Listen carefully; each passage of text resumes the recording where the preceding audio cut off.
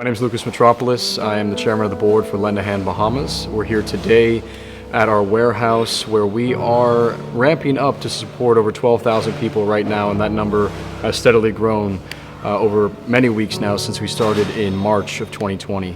We started supporting mostly an area downtown around Grantstown, Bainstown back in March, and now that has steadily increased to a larger city zone area. We were asked by the National Food Security Task Force to join that effort and to focus in on the city zone, which is Angliston, Centerville, Bain and Grantstown, Fort Charlotte, Mount Moriah, and a few other downtown city areas. In addition, thanks to our donors who supported Uptown, as well as especially the support we received out west, we were also asked to assist with communities of Adelaide, Gambia, and Mount Pleasant. We've been doing that really since March, early April. Currently, I'm leading the effort of feeding through the Feeding Task Force, which is a collaborative effort with the government and NGOs.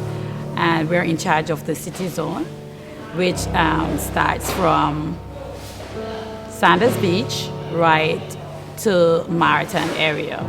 We also do a section of the western end, which is Adelaide, Gambia, and Mount Pleasant. We're currently doing feeding over 12,000 people. On a weekly basis, every Monday we get our distribution in, and we have to pack for most areas. Some of our agents, we have agents in all the areas.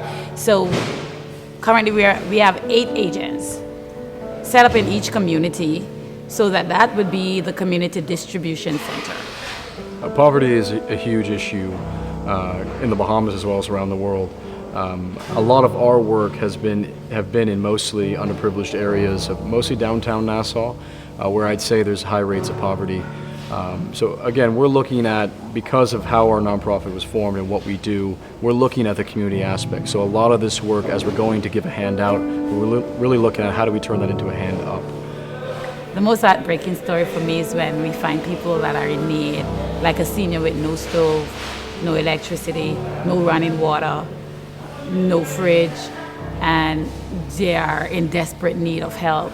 So even when you give them the food parcel, you still have to then go an extra mile buying a portable gas stove, and so that they could actually, be able to cook something for themselves. I see that every week, and even the volume of calls that come in when they're saying, I have a household of 6 kids, and I need to feed my kids. They were working at a hotel, the rent to pay. Some are actually getting from social service, but it's just enough to pay the bills, to keep the bills, the light on, the water going. So they need help to feed the kids. And the kids are actually home now. So when we as adults could bear, the kids can't bear the hunger for so long. My main fear is for those seniors who have no one really there with them, and they lack a lot of support and also, the material needed to feed themselves. For example, at one senior that I went to, she was locked inside the house and couldn't find her keys to get out. And we were on the phone, and at one point we lost her, and we're like, she is a patient that has a heart issue, and so it troubles me a lot, So oftentimes, other than feeding them, I always try to make an effort to call to make sure just to check up on them. It's so much that feeding is just one part of it, but even the social part, we try to be there for them also.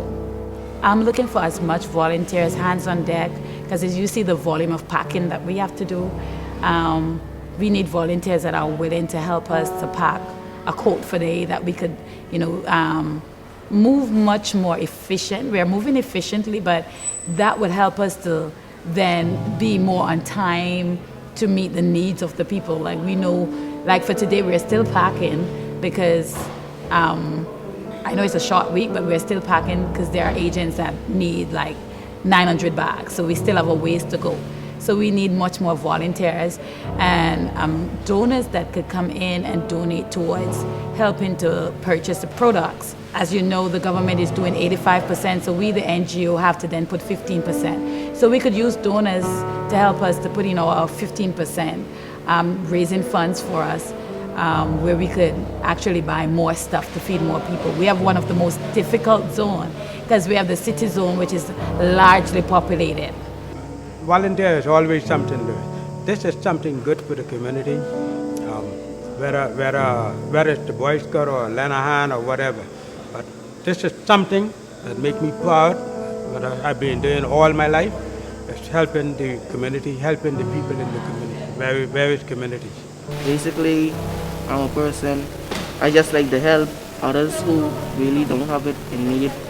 I would like encourage people, the younger sets of children around me, just like to come and help with the lend a hand business by giving out the bikes to other people and stuff. We've been fortunate to have in our just 2 years of running, a little over 2 years of running consistent programming, many success stories. And that's a variety of different types of stories. We have a young lady who is an amazing singer who received support from private donors to help fulfill her passion and follow that route, as well as we've had students that come and are part of our programs that have received extra opportunities to go to private schools and for other educational opportunities that they could be part of. In addition, we've had young men who we've trained up and just looking for other types of service jobs in terms of even potentially pursuing construction work or even carpentry or even working in a warehouse. So we're really trying to find each child's passion and link them with existing opportunities. If they're not there, also encourage them saying, how can we help you create it? So that's a really big thing we're looking at right now. And so with the whole food security initiative we're doing, I think it's actually a great opportunity to, again, bring in a lot of great people who care from locally as well as abroad to look at these communities beyond just this short term, and how can we, again, look at these children and teens especially, which is our primary focus. How do we match them with different opportunities to excel themselves, to follow their passion, but to also make sure we're able to find real existing employment opportunities or other type of professional development for them.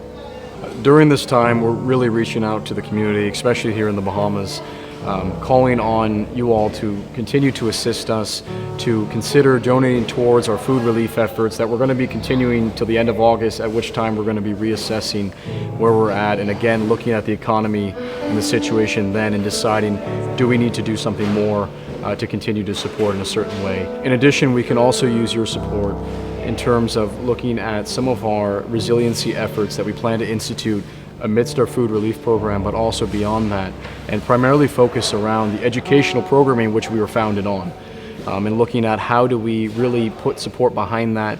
I think now more than ever we realize the need to diversify the employment opportunities out there, and that's why we'll really be pushing entrepreneurship.